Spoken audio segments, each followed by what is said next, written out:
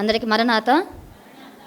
ముందుగా ప్రార్థించుకొని దేవుడి శిలువ మీద పలికిన 3వ మాటను ధ్యానించుకుందాం.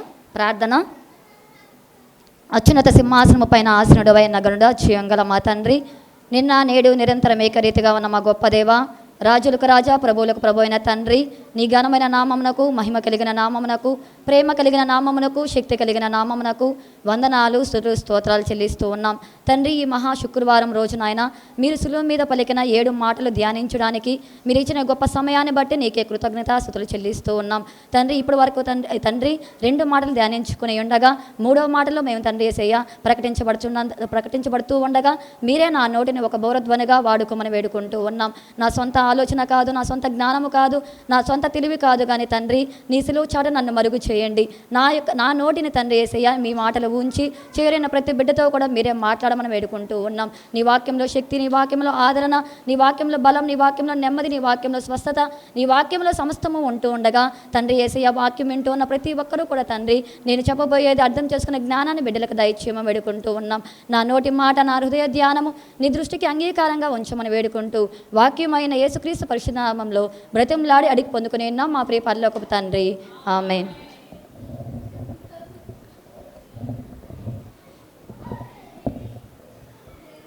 అందరికి మరొకసారి మరణాత. యేసుక్రీస్తు ప్రభువారు సిలువ మీద 7 మాటలు పలికాడు. దాంట్లో మొదటి మాట, తండ్రి వీరేమి చేయుచున్నారో వీరెరుగరు గనక వీరిని క్షమించము. ఈ మొదటి మాటలో మనకు క్షమాపణ తెలుస్తుంది.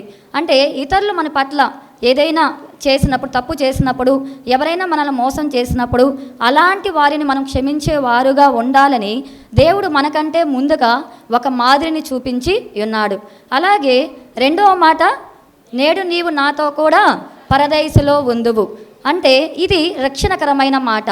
ఎవరైతే నిజముగా పాపము చేసి దేవుని సన్నిధానంలో నిజముగా తమ పాపములను ఒప్పుకొని ప్రాయశ్చిత్తం పొందుకుంటారో అలాంటి వారికి దేవుని రక్షణ ఉంటుంది.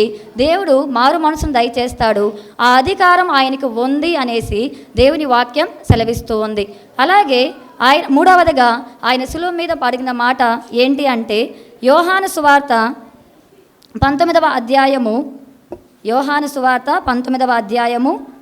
26-27 వచనములు. యేసు తన తల్లియు తాను ప్రేమించిన శిష్యుడును దగ్గర నిలుచుండుట చూచి, అమ్మా ఇదిగో నీ కుమారుడు అని తన తల్లితో చెప్పెను. తరువాత శిష్యును చూచి, ఇదిగో నీ తల్లి అని చెప్పెను. ఆ గడియ నుండి ఆ శిష్యుడు ఆమెను తన ఇంట చేర్చుకొనెను.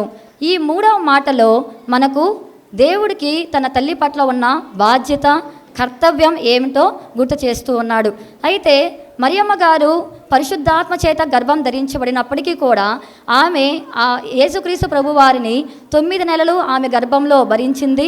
అలాగే 33.5 సంవత్సరం ఆయన జీవించిన కాలంలో 30 సంవత్సరములు తన తల్లిదండ్రులతోనే యేసయ్య ఉన్నాడు అనేసి మనకు దేవుని వాక్యం సెలవిస్తుంది. అంటే ఈమె ఆయన అంటే ఒక కుమారుడు ఎంత వేదన పడుతూ ఉన్నాడో, ఆయనకి సిలువ వేస్తూ ఉన్నప్పుడు ఆమె ఎంతగా బాధపడుతూ ఉందో, తన అంటే చిన్న దెబ్బ తగిలితేనే మన కుమారుడికి కానీ కుమార్తెకి కానీ ఎవరైనా చిన్న దెబ్బ తగిలితేనే ఒక తల్లి ఎంతగా బాధపడుతుందో కదా, అలాంటిది తన కళ్ళ ముందే ఇంత శిక్ష యేసయ్యకి వేస్తూ ఉన్నప్పుడు ఆ తల్లి ఎంతగా బాధపడుతూ ఉంటుందో. అయితే ఆ బాధను చూచిన యేసయ్య ఆమెకి ఒక ఆదరణ కలిగించాలనుకున్నాడు. ఆమెకి ఆ బాధ నుంచి విముక్తి ఇవ్వాలనుకున్నాడు. నేను వెళ్ళిపోతూ ఉన్నాను, ఈ లోకాన్ని విడిచిపెట్టి నేను వెళ్ళిపోతూ ఉన్నాను. అయితే నా తల్లి బాధ్యత ఎవరు తీసుకుంటారు, నా తల్లిని ఎవరు చూసుకుంటారు, ఆమె పట్ల ఆమెను ఎవరు పోషిస్తారు అన్న కర్తవ్యంతో ఆమెకి చెప్తూ ఉన్నాడు ఒక మాట. ఏంటి అంటే, ఇదిగో నీ కుమారుడు అనేసి మరియమ్మకి ఒక ధైర్యపు మాట చెప్తూ ఉన్నాడు దేవుడు. ఎవరికి ఆమెని అప్పగిస్తూ ఉన్నాడంటే, తాను ప్రేమించిన శిష్యుడికి. యేసు తన తల్లియు తాను ప్రేమించిన శిష్యుడును. యేసుక్రీస్తు ప్రభువారు ఆమెకి అంటే తన తల్లి బాధ్యతని తన సహోదరులకు అప్పగించట్లేదు. దేవుని వాక్యం సెలవిస్తూ ఉంది. ఆయనకి అంటే పరిశుద్ధాత్మ చేత మరియమ్మ యేసుక్రీస్తు ప్రభువారికి జన్మనిచ్చిన తర్వాత ఆయన తర్వాత వాళ్ళకి సంతానం కలిగింది. మత్తయి సువార్త 13వ అధ్యాయము 55వ వచనం కానీ మనం చూసినట్లయితే, మత్తయి సువార్త 13వ అధ్యాయము 55వ వచనం, ఇతడు వడ్లవాని కుమారుడు కాడా, అతని తల్లి పేరు మరియ కదా, యాకోబు, యోసేపు, సీమోను, యూదా అనువారు ఇతని సహోదరులు కారా, ఇతని సోదరీమణులందరూ మనతోనే ఉన్నారు కారా.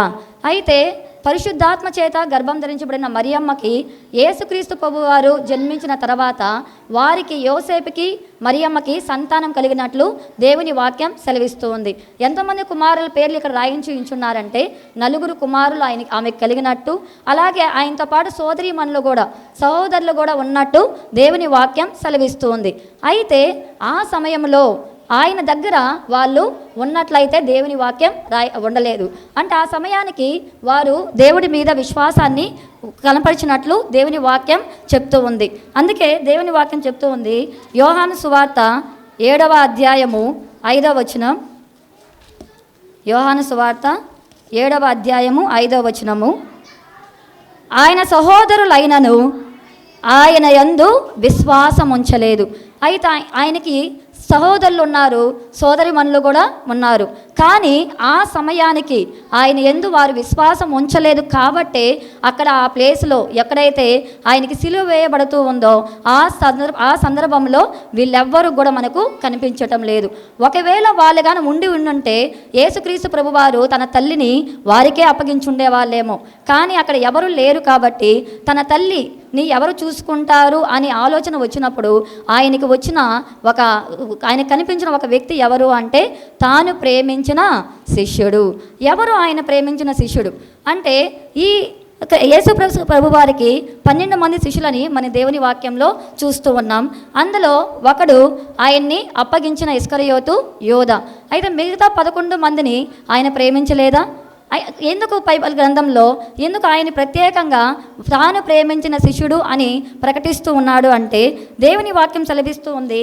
యోహాను సువార్త 3వ అధ్యాయము 16వ వచనము, యోహాను సువార్త 3వ అధ్యాయము, దేవుడు లోకమును ఎంతో ప్రేమించెను. దేవుడు లోకాన్ని ఎంతో ప్రేమిస్తున్నాడంట. దేవుడు ప్రతి ఒక్కరిని, ఆయనకి కుల భేదం లేదు, మత భేదం లేదు, జాతి భేదం లేదు, ధనిక భేదం కానీ లేదంటే వీళ్ళు పేదోళ్ళని వీళ్ళని నేను చూడను, వీళ్ళని ప్రేమించను అన్న ఏ భేదములు లేదు. కానీ ఆయన లోకంలో ఉండే ప్రతి ఒక్కరిని కూడా ఆయన ప్రేమిస్తున్నాడు అని దేవుని వాక్యం సెలవిస్తుంది.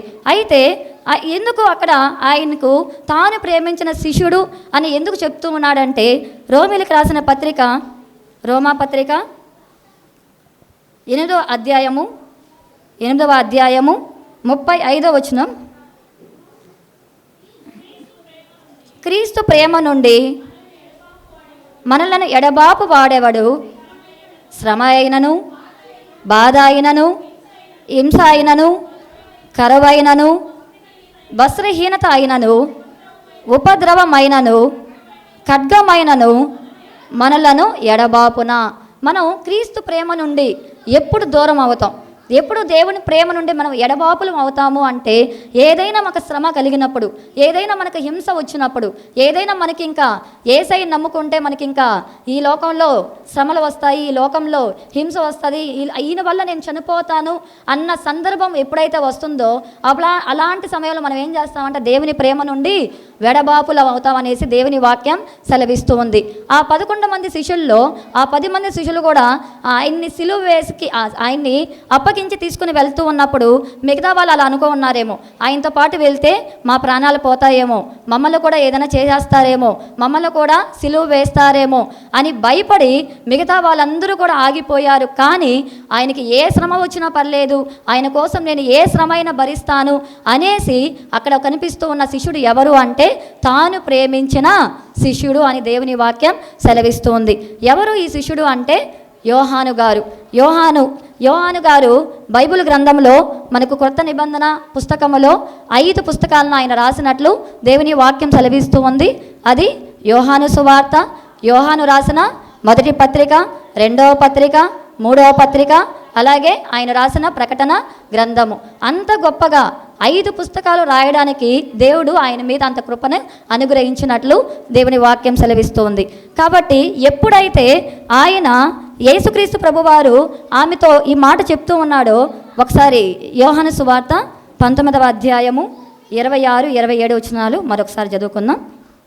యేసు తన తల్లియు తాను ప్రేమించిన శిష్యుడును దగ్గర నిలుచుండుట చూచి, అమ్మా, ఇదిగో నీ కుమారుడు అని తన తల్లితో చెప్పాను.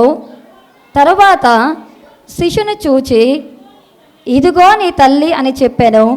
ఆ గడియ నుండి ఆ శిష్యుడు ఆమెను తన ఇంట చేర్చుకునెను. ఎప్పుడైతే యేసుక్రీస్తు ప్రభువారు తన తల్లిని చూపించి తాను ప్రేమించిన శిష్యుడితో ఇదిగో నీ తల్లి అని చెప్తూ ఉన్నాడో, వెంటనే ఆయన చేస్తూ ఉన్న పని ఏంటి అంటే, ఆ గడియలోనే, ఆ సమయంలోనే ఆయన తన తల్లిని, అంటే యేసుక్రీస్తు ప్రభువారి యొక్క తల్లి అయిన మరియమ్మను తన ఇంట చేర్చుకున్నట్టు దేవుని వాక్యం సెలవిస్తుంది. ఎప్పుడెప్పుడు ఆయన నోట నుంచి ఆజ్ఞ వస్తుందా, ఎప్పుడెప్పుడు ఆయన నోట నుంచి మాట వస్తుందా, ఆ మాట నెరవేరద్దామా అన్నంత ఆతురతతో ఈ యోహాను గారు మనకు కనిపిస్తూ ఉన్నారు. ఎప్పుడైతే ఆ మాట యేసుక్రీస్తు ప్రభువారి నుండి వచ్చిందో, ఆ నోటి మాటకు ఆయన విలువనిచ్చి ఆ వెంటనే యేసుక్రీస్తు ప్రభు తల్లి అయిన మరియమ్మను ఆయన తన ఇంట చేర్చుకున్నట్లు దేవుని వాక్యం సెలవిస్తూ ఉంది. కాబట్టి ఈ సంఘటనలో ఆయన మనతో చెప్పాలనుకున్నది ఏంటి అంటే, మూడవ మాటగా ఆయన మాట్లాడింది బాధ్యతతో కూడిన మాట. తన తల్లి పట్ల తనకున్న బాధ్యత ఎలాంటిదో, తన తల్లికి ఆదరణ ఎలా కలిగించాలో ఇవి అనేసి ఆయన ఈ మాటను మనకు తెలియపరుస్తూ ఉన్నాడు. మనకు ఒక సందేహం రావచ్చు, తన తల్లి మాత్రమే అక్కడ ఉంది, కానీ తన తల్లి పట్ల మాత్రమే అంత బాధ్యతగా ఉంటాడా, తన తండ్రి అయిన యోసేపు పట్ల అంత బాధ్యతగా ఉండడా అనేసి మనం కానీ ఆలోచన చేసినట్లయితే, ఈ సంఘటన జరిగే సమయానికి యోసేపు గారు గురించి బైబిల్ గ్రంథంలో ఎక్కడా కూడా లేదు.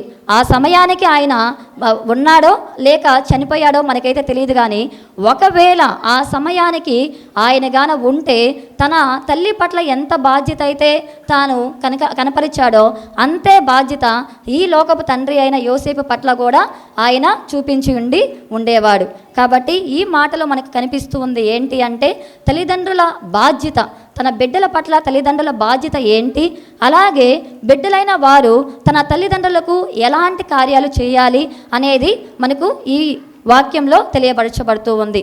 అయితే మొదటిగా తల్లిదండ్రుల యొక్క బాధ్యత ఏంటి అని ఆలోచన చేసినట్లయితే, సామెతల గ్రంథము 22వ అధ్యాయము, సామెతలు 22వ అధ్యాయము 6వ వచనము, బాలుడు నడవవలసిన త్రోవను వానికి నేర్పుము, వాడు పెద్దవాడైనప్పుడు దాని నుండి తొలగిపోడు. ఇక్కడ తల్లిదండ్రులైన వారు ఏం చేయాలి అని దేవుని వాక్యం సెలవిస్తూ ఉంది అంటే, బాలుడు నడవవలసిన త్రోవను అతనికి నేర్పుడి. బాలుడు ఏ త్రోవలో చిన్నతనంలో ఉన్నప్పుడే వారికి ఎలాంటి అలవాట్లు చేస్తామో వారి పెద్దవాళ్ళైనప్పుడు కూడా ఆ అలవాట్లనే కొనసాగిస్తారు. కాబట్టి చిన్నతనం నుంచి వారికి దేవుడి మాటలు చెప్పాలి, దేవుని మందిరానికి రావడం నేర్పించాలి. అలాగే చిన్నతనం నుంచి వాళ్ళకి ఏది మంచి ఏది చెడు అని చిన్నతనం నుంచి కానీ మనం చెప్పుకుంటూ వస్తే వారు పెద్ద అయినప్పుడు ఆ త్రోవ నుంచి ఏమవరంట తొలగిపోడు అని దేవుని వాక్యం సెలవిస్తూ ఉంది. అయితే అందుకే మనకు ఒక సామెత కూడా ఉంది ఏంటి అంటే, మొక్కై వంగనిదై మ్రానై వంగున. కాబట్టి చిన్నతనంలో మొక్కగా ఉన్నప్పుడే మనం దాన్ని ఎలా వంచితే అది అలా వంగుతుంది. ఒక పెద్ద చెట్టు అయిపోతే దాన్ని ఏమీ కూడా మనం చేయలేం. అలాగే తల్లిదండ్రులైన వారు పిల్లల్ని చిన్నతనంలో నుంచే వాళ్ళు నడవవలసిన త్రోవని వారికి నేర్పించేవారుగా ఉండాలి. ఎలాంటి త్రోవలో నడవాలి అని దేవుని వాక్యం సెలవిస్తూ ఉంది అంటే, ఎఫెసీయులకు రాసిన పత్రిక, అపోస్తలుడైన పౌలు ఎఫెసీయులకు రాసిన పత్రిక 6వ అధ్యాయము 4వ వచనం, తండ్రులారా మీ పిల్లలకు కోపము రేపక ప్రభువు యొక్క శిక్షలోను బోధలోను వారిని పెంచుడి. మనం ఎలా పెంచాలి? మనం చిన్నతనం నుంచి వాళ్ళకి ఒక త్రోవను చూపించాలి అని దేవుని వాక్యం సెలవిస్తూ ఉంది. ఆ త్రోవ ఏమై ఉండాలి అని కూడా దేవుని వాక్యం చెప్తూ ఉంది. అది ప్రభువు యొక్క శిక్ష, ప్రభువు యొక్క బోధ. చిన్నతనం నుంచి వాళ్ళకి ప్రభు మాటలు చెప్తూ పెంచాలి. అలాగే ఉదయకాలం అంటే వాళ్ళు ఎప్పుడు మందిరం పెట్టినా కూడా ఆ మందిరంకి వాళ్ళు వచ్చేటట్లు తల్లిదండ్రులు అయిన వారు చేయాలి. చిన్నతనం నుంచి వాళ్ళు ప్రభు మాటలు చెప్తూ పెంచినప్పుడు వారు పెద్దవారైనప్పుడు ఆ త్రోవ నుంచి తొలగిపోరు అని దేవుని వాక్యం సెలవిస్తోంది. అలాగే ప్రసంగి గ్రంథము ప్రసంగి 12వ అధ్యాయము 2వ వచనము. తేజస్సునకును సూర్యచంద్ర నక్షత్రములకును చీకటి కమ్మకముందే, వాన వెలిసిన తర్వాత మేఘములు మరలా రాకముందే, నీ బాల్య దినములందే నీ సృష్టికర్తను స్మరణకు తెచ్చుకొనము. నీ బాల్య దినమందే, నీ చిన్నతనములోనే మనం ఎవరిని స్మరణకు తెచ్చుకోవాలంట? సృష్టికర్త అయిన యేసుక్రీస్తు ప్రభువారిని మనం జ్ఞాపకం చేసుకుంటూ ఆయన యొక్క బోధలో, ఆయన యొక్క శిక్షలు మనం ఎదిగే వారంగా ఉండాలి. అంత బాధ్యత ఎవరి మీద పెట్టి ఉన్నాడు దేవుడు అంటే తల్లిదండ్రుల పట్ల అంత బాధ్యతని దేవుడు ఇచ్చి ఉన్నాడు. కాబట్టి అందుకే చిన్నతనం నుంచి చిన్న బిడ్డలకి వారిని చాలా జాగ్రత్తగా పెంచాలి. వాళ్ళకి అంటే తల్లిదండ్రులు పడే కష్టం ఏంటో చిన్నపిల్లలకి తెలియాలి. లేదు అంటే మనం ఏదన్నా కొనిచ్చాము అంటే, ఒకవేళ వాళ్ళు ఏదైనా అవసరం ఉంటే మనం అడిగారు అంటే ప్రతిదీ మనం కొనిస్తూ ఉంటే వాళ్ళకి ఏమవుతుందంటే, అరే నా తల్లి కానీ నా తండ్రి కానీ నేను అడిగిందల్లా తీసిస్తారు, నేను ఏది అనుకుంటానో వాళ్ళు దాన్ని నెరవేరుస్తారు అనేసి వాళ్ళు తప్పుడు త్రోవలో వెళ్ళే అవకాశం కూడా ఉంటుంది. కాబట్టి మనం ఎంత కష్టపడి వాడిని చదివిస్తున్నాము, ఎంత కష్టపడి వాడిని పోషిస్తున్నాము అనే ఆ కష్టం విలువ ఎప్పుడైతే బిడ్డలకు తెలుస్తుందో ఆ బిడ్డలు అంతే ఆ ఆలోచనతో వారి యొక్క జీవితంలో ఏది అవసరమో, ఏది వాళ్ళకి కావాలో వాటిని మాత్రమే నెరవేర్చుకుంటూ పెద్దవారు అవుతారు. అలాగే మనకు బైబిల్ గ్రంథంలో కొంతమంది వ్యక్తులు మనకు కనిపిస్తారు. ఎవరు అంటే వాళ్ళు తమ బిడ్డలను ఎలాగ పెంచారు అంటే, యోబు గ్రంథము 1వ అధ్యాయము 5వ వచనము. వారి విందు దినములు పూర్తి కాగా యోబు తన కుమారులు పాపము చేసి తమ హృదయములలో దేవుని దూషించరేమో అని వారిని పిలవనంపించి వారిని పవిత్రపరిచి అరుణోదయమున లేచి వారిలో ఒక్కొక్కని నిమిత్తమై దహన బలి అర్పించుచు వచ్చెను. యోబు నిత్యము అలాగున చేయుచుండెను. ఇక్కడ మనకు కనిపిస్తున్న వ్యక్తి ఎవరు అంటే యోబు గారు. ఆయన చేస్తూ ఉన్న పని ఏంటి అంటే, తన కుమారులు, ఆయనకి 7 మంది కుమారులు అలాగే 3 కుమార్తెలు అని దేవుని వాక్యం సెలవిస్తూ ఉంది. వీళ్ళు ఎక్కడైనా దేవుణ్ణి దూషించారేమో అనేసి ఆలోచనతో అరుణోదయమునే లేచి వారి కోసం ఆయన ఏం చేస్తూ ఉన్నాడు అంటే బలులు అర్పిస్తూ ఉన్నాడు. అరుణోదయం అంటే ఉదయాన్నే లేచి దేవుని సన్నిధానంలో చేరి దేవునికి బలి అర్పిస్తూ ఉన్నాడు. ఇప్పుడైతే దేవుడు మనల్ని బలి కోరడం లేదు, కానీ ఆయన కోరేది ఏంటి అంటే ఉదయకాలమునే లేచి మన బిడ్డల కోసం మనం ఏం చేయాలి అంటే ప్రార్థన చేసే వారముగా ఉండాలి. అంటే అందుకే యేసుక్రీస్తు ప్రభువారిని సిలువ వేసి తీసుకుని వెళ్తూ ఉన్నప్పుడు అక్కడున్న స్త్రీలు కొంతమంది ఏడుస్తూ ఉంటారు. అలా ఏడుస్తూ ఉన్నప్పుడు ఆయన చెప్పిన మాట ఏంటి అంటే, మీరు నా నిమిత్తము ఏడవకండి, మీ నిమిత్తమును మీ పిల్లల నిమిత్తమును ఏడ్బుడి. కాబట్టి మనం ఏం చేయాలి అంటే అరుణోదయమున లేచి ఉదయకాల సమయంలో లేచి మన బిడ్డల కోసం మనం దేవుని సన్నిధానంలో ప్రార్థించే వారముగా ఉండాలి అనేసి దేవుని వాక్యం సెలవిస్తూ ఉంది. అలాగే రెండో వ్యక్తి మొదటి సమూయేలు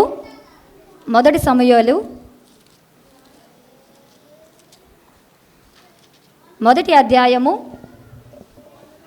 27వ వచనము.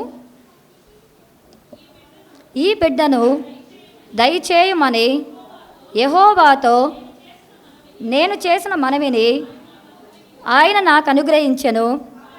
కాబట్టి నేను ఆ బిడ్డను యెహోవాకు ప్రతిష్ఠించుచున్నాను.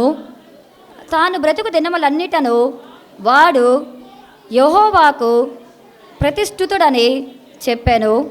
అప్పుడు వాడు యెహోవాకు అక్కడనే మ్రొక్కెను. ఇక్కడ మనకు కనిపిస్తున్న రెండో వ్యక్తి ఎవరు అంటే హన్నా గారు. హన్నా గారు బిడ్డలు లేకుండా దేవుని సన్నిధానంలో ఎప్పుడైతే మొరపెట్టిందో ఆ దేవుడు ఆమె మొరను విని ఆమెకి కుమారుణ్ణి అనుగ్రహించాడు. ఎప్పుడైతే ఆయన కుమారుణ్ణి అనుగ్రహించాడో వెంటనే ఆమె ఆయన దేవునికి ఏం చేస్తూ ఉందంటే ప్రతిష్ఠిస్తూ ఉంది. ఆయన ఎప్పుడైతే పాలు విడిచే సమయం అంటే 1 సంవత్సరం కావచ్చు, లేదంటే కొంతమంది 2 సంవత్సరాలు. ఈ 2 సంవత్సరాలు కంప్లీట్ అవ్వగానే ఆమె ఏం చేస్తూ ఉందంటే దేవుని సన్నిధానంలోనికి ఆ బిడ్డని తీసుకుని వచ్చి ప్రతిష్ఠిస్తూ ఉంది. అంటే చిన్నతనంలో నుంచే మనం మన బిడ్డలని మందిరంలోనికి తీసుకుని రావాలనేసి దేవుని వాక్యం సెలవిస్తూ ఉంది. ఎలా అయితే యోబు గారు ఉదయాన్నే లేచి తన బిడ్డల నిమిత్తం బలిని అర్పించాడో అలాగే మనము కూడా ఉదయాన్నే లేచి మన బిడ్డల కోసం ప్రార్థన చేయాలి. అలాగే చిన్నతనం నుంచి కూడా వారిని మందిరానికి తీసుకురావాలనేసి దేవుని వాక్యం సెలవిస్తోంది. అయితే ఇంకొక వ్యక్తి ఉన్నారు. ఆయన ఒక ప్రవక్త అయినప్పటికీ కూడా తన కుమారుల్ని చక్కగా పెంచలేకపోయాడు. ఆయన ఎవరు అంటే ఏలీ గారు. సమూయేలు మొదటి సమూయేలు 3వ అధ్యాయము 13వ వచనం మనం చూసినట్లయితే, తన కుమారులు తమ్మును తాము శాపగ్రస్తులుగా చేసుకొనుచున్నారని తానెనిగియు వారిని అడ్డగించలేదు గనుక అతని ఇంటికి నిత్యమైన శిక్ష విధింతునని నేను అతనికి తెలియజేయుచున్నాను. అయితే ఈ ఏలీ గారు ప్రవక్తగా ఉంటూ ఉన్నాడు. అంటే దేవుని యొక్క మందిరములో యాజకుడిగా ఉంటూ ఉన్నాడు.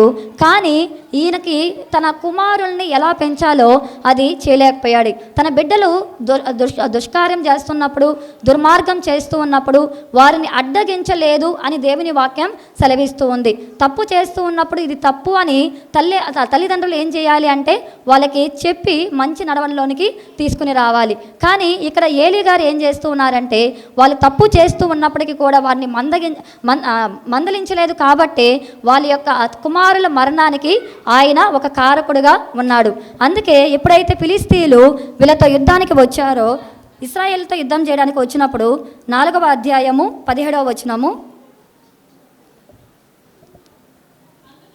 అందుకు అతడు, ఇశ్రాయేలీయులు ఫిలిస్తీయుల ముందర నిలవలేక పారిపోయిరి, జనులలో అనేకులు అతులైరి, హోప్ని ఫీనేహాసు అను నీ 2 కుమారులు మృతులైరి. ఎప్పుడైతే ఆ 2 కుమారుల పేర్లు కూడా దేవుని బైబిల్ గ్రంథంలో రాయించి ఉన్నారు. ఎవరు అంటే హోప్ని, ఫీనేహాసు. వీళ్ళిద్దరూ కూడా ఏలీ గారి కుమారులు. కానీ వీరు ఒక దుర్మార్గమైన ప్రవర్తనలో ఉన్నారు. కాబట్టి వారు ఎప్పుడైతే ఇశ్రాయేలీయులు మీదకి ఫిలిస్తీయులు యుద్ధానికి వచ్చారో ఆ సమయంలో వీరిద్దరిని కూడా దేవుడు వారికి ఈ ఫిలిస్తీయులకు అప్పగించినట్లు, వాళ్ళిద్దరూ కూడా ఆ సమయంలో చనిపోయినట్లు దేవుని వాక్యం సెలవిస్తూ ఉంది. కాబట్టి ఏలీ వలె మనం మన బిడ్డలు తప్పు చేస్తూ ఉన్నప్పుడు దండించాలి అని దేవుని వాక్యం సెలవిస్తూ ఉంది. ఏలీ వలె కాకుండా మనం మన బిడ్డలకి మంచి త్రోవను చూపించాలి అని దేవుని వాక్యం సెలవిస్తూ ఉంది. అలాగే తల్లిదండ్రుల యొక్క బాధ్యతను మనం తెలుసుకుని ఉన్నాం. అయితే కుమారులైన వాళ్ళు, కుమార్తెలు కానీ కుమారులు కానీ తన తల్లిదండ్రుల పట్ల ఎలాంటి భావాన్ని కలిగి ఉండాలి, ఎలాంటి బాధ్యతని కలిగి ఉండాలి అని దేవుని వాక్యం సెలవిస్తూ ఉంది. అంటే ఎఫెసీయులకు రాసిన పత్రిక 6వ అధ్యాయము 1వ వచనం, పిల్లలారా ప్రభువునందు మీ తల్లిదండ్రులకు విధేయులై ఉండుడి, ఇది ధర్మమే. పిల్లలైన వారు తమ తల్లిదండ్రులకి ఎలా ఉండాలి అంటే విధేయులై ఉండాలి, లోబడి ఉండాలి. వాళ్ళు తల్లిదండ్రులు ఏదైతే చెప్తారో ఆ మార్గంలో నడిచేవారుగా పిల్లలు ఉండాలి అని దేవుని వాక్యం సెలవిస్తూ ఉంది. అందుకే మనకు యేసుక్రీస్తు ప్రభువారే ఒక మాదిరి ఉంచి మన ముందర ఆయన వెళ్ళి ఉన్నాడు. ఏంటి అంటే మత్తయి సువార్త లూకాసు వార్త 2వ అధ్యాయము 51వ వచనము, అంతటా ఆయన వారితో కూడా బయలుదేరి నజరేతునకు వచ్చి వారికి లోబడి ఉండెను. యేసుక్రీస్తు ప్రభువారు మనకు ఒక మాదిరిని చూపించి వెళ్ళి ఉన్నాడు. ఏంటి అంటే ఆయన చిన్నతనం నుంచి కూడా 30 సంవత్సరాలు తన తల్లిదండ్రులతో పాటే ఉన్నాడు. ఆ 30 సంవత్సరాలు కూడా ఆయన తల్లిదండ్రుల మాట విని వారికి లోబడి జీవించినట్లు దేవుని వాక్యం సెలవిస్తూ ఉంది. అలాగే మన బైబిల్ గ్రంథంలో విధేయతకి పేరు ఎవరు అంటే ఇస్సాకు. సో విధేయత, తన తండ్రి పట్ల ఎంత విధేయతను చూపించాడు అంటే మనం ఆది కాండము 22వ అధ్యాయము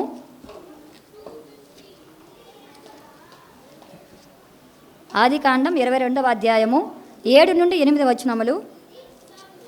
ఇస్సాకు తన తండ్రి అయిన అబ్రహాముతో నా తండ్రి అని పిలిచెను.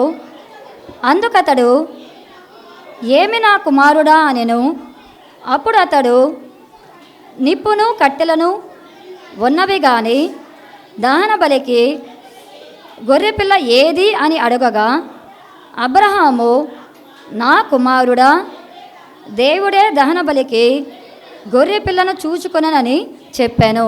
ఇక్కడ మనకు కనిపిస్తూ ఉన్న సందర్భం ఏంటి అంటే మోరియా పర్వతం మీద బలిని, ఇస్సాకుని బలిగా అర్పించడానికి అబ్రహాము తీసుకుని వెళ్తూ ఉన్నాడు. ఎప్పుడైతే మోరియా పర్వతాన్ని ఎక్కుతూ ఉన్నప్పుడు అతని కుమారుడైన ఇస్సాకు అడుగుతూ ఉన్నాడు, మనకు దహన బలికి కట్టెలు ఉన్నాయి, నిప్పు ఉంది, సో మనకు అన్నీ కావాల్సిన సామాగ్రి మొత్తం ఉంది, కానీ గొర్రెపిల్ల ఏది అని తన కుమారుడు అడిగితే వెంటనే ఆ అబ్రహాం చెప్తూ ఉన్న మాట ఏంటి అంటే దేవుడే గొర్రెపిల్లను చూచుకొనును, బలిని దేవుడే చూచుకుంటాడు అనేసి అంటున్నాడు. కానీ మనమైతే ఇప్పుడున్న పిల్లలైతే అడుగుతారు, అన్నీ ఉన్న అక్కడ పోయిన తర్వాత కొండెక్కిన తర్వాత పర్వతం మీద ఏముంటాయి, ఇక్కడెక్కడ మనం తీసుకెళ్ళాలి అనేసి మనం ఇసిగించే వారంగా తల్లిదండ్రులకి అంటే తల్లిదండ్రులకి విధేయత చూపించకుండా వ్యతిరేకంగా మాట్లాడే వారంగా ఉంటామేమో. కానీ ఆ సమయంలో ఇస్సాక్ గారు చేస్తున్న పని ఏంటి అంటే ఎప్పుడైతే తన తండ్రి ఆ మాట చెప్పాడో దేవుడే దాన బలిని చూచుకుంటాడు అనేసి వెంటనే ఆయన మౌనముగా ఆ మోరియా పర్వతం ఎక్కినట్లు దేవుని వాక్యం సెలవిస్తూ ఉంది. ఎంత విధేయత తన తల్లిదండ్రుల పట్ల ఆయన చూపించి ఉన్నాడో కదా. కాబట్టి తల్లిదండ్రులైన వారి పట్ల పెద్దలైన వారు ఏం చేయాలి అంటే విధేయత కలిగి జీవించాలి, అలాగే వారికి లోబడి జీవించాలి అని దేవుని వాక్యం సెలవిస్తుంది. అలాగే చివరిగా కుమారులైన వారు చేయవలసిన పని ఎఫెసీయులకు రాసిన పత్రిక 6వ అధ్యాయము 2-3 వచనములు. ఎఫెసీయులకు రాసిన పత్రిక 6వ అధ్యాయం 2-3. నీకు మేలు కలుగునట్లు నీ తండ్రిని తల్లిని సన్మానింపము, అప్పుడు నీవు భూమి మీద దీర్ఘాయుష్మంతుడు వగుదువు. ఎప్పుడైతే మన తల్లిదండ్రులను మనము సన్మానిస్తామో, ఎప్పుడు సన్మానం అంటే వారిని సలవా తీసుకొచ్చి వాళ్ళ మీద కప్పడం అని కాదు, కానీ వారిని ఎప్పుడైతే వాళ్ళ వృద్ధాప్య సమయంలో వారిని మన ఇంట ఉంచుకోవాలి, వారికి కావాల్సిన ఆదరణపు మాటలు అయితే ఏమి, వాళ్ళని పోషించవలసిన బాధ్యత ఎవరి మీద ఉంది అంటే కుమార్తెలు కుమారులైన వారి పట్ల ఉంది. అయితే ఎవరైతే ఈ విధంగా చేస్తారో, తన తల్లిదండ్రులని ఎవరైతే సన్మానిస్తారో అలాంటి వారికి గొప్ప ఆశీర్వాదం దేవుడు దయచేస్తూ ఉన్నాడు. ఏంటి అంటే వాళ్ళు భూమి మీద దీర్ఘాయుష్మంతులు అవుతారు అనేసి. కాబట్టి తల్లిదండ్రులని చూడవలసిన బాధ్యత మన బిడ్డలైన వారి పట్ల ఉంటుంది. వాళ్ళని మనకి ఇప్పుడు చాలా ఓల్డేజ్ హోమ్స్ కనిపిస్తూ ఉంటాయి. ఎందుకంటే తమ బిడ్డలని తమ తల్లిదండ్రులను చూసుకోలేక వాళ్ళని తీసుకుపోయి వృద్ధాశ్రమంలో జాయిన్ చేస్తూ ఉంటారు. కానీ అలా కాకుండా మనం దేవుని ఎరిగిన వారము, దేవుని ప్రేమను చూసిన వారము, అలా మనం ఉండక దేవుని ప్రేమను మన తల్లిదండ్రుల పట్ల అయితే ఏమి, మన చుట్టూ ఉన్న వారి పట్ల అయితే ఏమో కనపరిచి మన తల్లిదండ్రుల పట్ల మనకున్న బాధ్యతని నెరవేర్చే వారముగా మనం ఉండాలి అని దేవుని వాక్యం సెలవిస్తూ ఉంది. దేవుడు ఈ చిన్ని మాటలను దీవించి మన జీవితంలో ఫలింప చేయునుగాక. ఆమేన్.